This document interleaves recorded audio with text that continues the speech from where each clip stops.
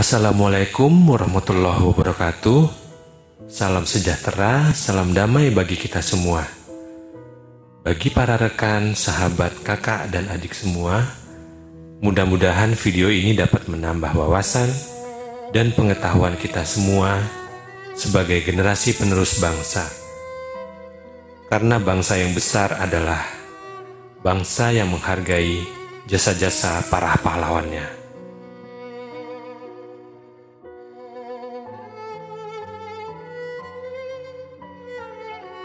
Media Pahlawan kali ini akan menceritakan tentang salah satu pahlawan nasional kita yang bernama Abdul Haris Nasution.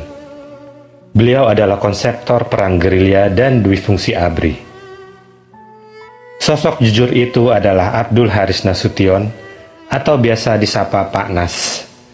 Ia dilahirkan di Kota Nopan, Sumatera Utara pada 3 Desember 1918. Pendidikan yang ditempuhnya adalah HIS Yogyakarta tahun 1932, HIK Yogyakarta tahun 1935, dan AMS bagian B Jakarta tahun 1938. Setelah menyelesaikan pendidikannya, Abdul Haris Nasution berkarir sebagai guru di Bengkulu pada tahun 1938 dan di Palembang pada tahun 1939 hingga 1940. Ketika pemerintah kolonial Belanda membuka sekolah perwira cadangan bagi pemuda Indonesia pada 1940, ia sangat tertarik sehingga turut mendaftar dan lantas diterima. Jadilah ia tentara dengan pangkat pembantu letnan dan ditempatkan di Surabaya. Ketika Jepang masuk ke Indonesia pada 1942, ia turut berperang melawan Jepang. Belanda ternyata tidak mampu menghadapi kekuatan tentara Jepang, sehingga pasukan tempat Nasution muda berada menjadi tercerai-berai karenanya. Satu pelajaran penting telah didapatkannya, yaitu tentara yang tidak didukung rakyat pasti akan mengalami kekalahan. Dengan bersepeda, Nasution kemudian meninggalkan Surabaya menuju Bandung. Di kota Bandung, Nasution menjadi pegawai kota praja. Alih profesi itu ternyata tidak lama ia jalani karena darah militernya tak selaras dengan tugas yang dilakoninya sehari-hari. Tahun 1943, ia meninggalkan tugas selaku priai dan kembali memasuki kancah militer. Ia memasuki Akademi Militer di Bandung. Setelah Jepang takluk pada Sekutu dan Pembela Tanah Air disingkat PETA dibubarkan, Nasution menyatukan para pemuda bekas anggota PETA dan mendirikan Badan Keamanan Rakyat.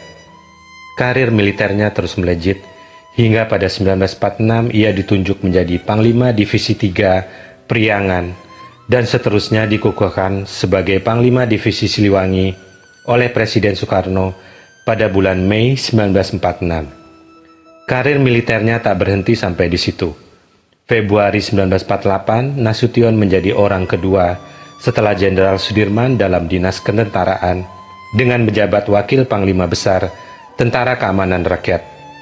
Jabatan itu kemudian dihapuskan sebulan kemudian dan Nasution ditunjuk menjadi Kepala Staf Operasi Markas Besar Angkatan Perang Republik Indonesia. Selanjutnya, ia ditunjuk menjadi Panglima Komando Jawa. Sebuah jabatan yang sangat tinggi dalam karir militer untuk ukuran seseorang yang baru berumur 30 tahun. Di usia yang ke-31 tahun, Nasution ditunjuk sebagai Kepala Staf Angkatan Darat atau KSAD. Kecemerlangan karir militer Nasution ditunjang pula dengan kecemerlangan pemikirannya. Dialah penggagas sistem perang gerilya dan menuangkan gagasan briliannya ke dalam sebuah buku bertajuk Strategy of Guerrilla Warfare. Buku strategi perang yang sangat fenomenal sehingga menjadi acuan standar akademi militer di sejumlah negara hingga kini. Selain menghadapi masalah pemberontakan di daerah, situasi politik nasional juga terus menghangat. Menghadapi situasi yang serba tidak menentu dan menjurus pada krisis nasional itu, Pak Nas kemudian mengajukan sarannya kepada Presiden Soekarno untuk kembali ke UUD 1945. saran Pak Nas mendapat respon positif, sehingga pada 5 Juli 1959, keluarlah dekret Presiden yang menegaskan berlakunya kembali Undang-Undang Dasar 1945 dan membubarkan Konstituante. Pak Nas juga sangat berjasa dengan Mayor Jenderal Soeharto secara bersama-sama memberantas dan menumpas PKI. Nasution lalu ditunjuk menjadi Ketua Majelis Permusyawaratan Rakyat sementara pada 1966 hingga 1972. Sekalipun beberapa petinggi Angkatan Darat berulang-ulang mendesaknya untuk menggantikan Soekarno selaku presiden, lewat keputusannya MPRS memberhentikan Bung Karno dari jabatan presiden pada 1967 dan kemudian menetapkan Jenderal Soeharto menjadi presiden pada 1968. Dimulailah lembaran baru dalam pemerintahan Indonesia dengan sebutan Orde Baru. Sampai pertengahan 1986, 5 dari 7 jilid memoar perjuangannya telah beredar. Kelimanya adalah Kenangan Masa Muda, Kenangan Masa Gerilya, Memenuhi Panggilan Tugas, Masa Pancaroba, dan Masa Orla. 2 lagi memoarnya, Masa Kebangkitan Orba, dan Masa Purnawirawan kala itu sedang dalam persiapan. Seperempat abad kemudian, yaitu pada 1997, nama Pak Nas kembali muncul.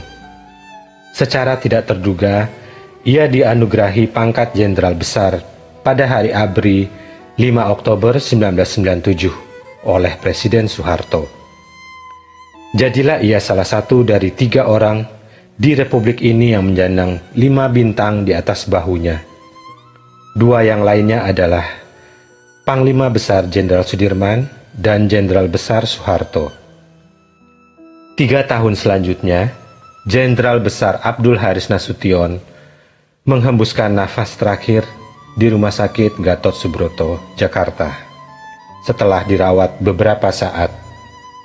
Tanggal 6 September 2000 akan dikenang bangsa Indonesia, terutama Tentara Nasional Indonesia, sebagai hari berkabung atas berpulangnya prajurit besar itu ke pangkuan Tuhan.